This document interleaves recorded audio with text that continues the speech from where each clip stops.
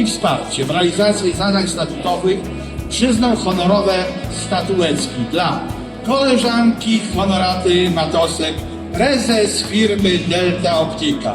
Nie wiem, czy na niedźwiedzie Holandę polowała, a jeżeli nie polowała, to na pewno zapoluje, ale tak zupełnie na poważnie, to na jej pomoc, życzliwość, uśmiech i promocję łowiectwa możemy zawsze liczyć.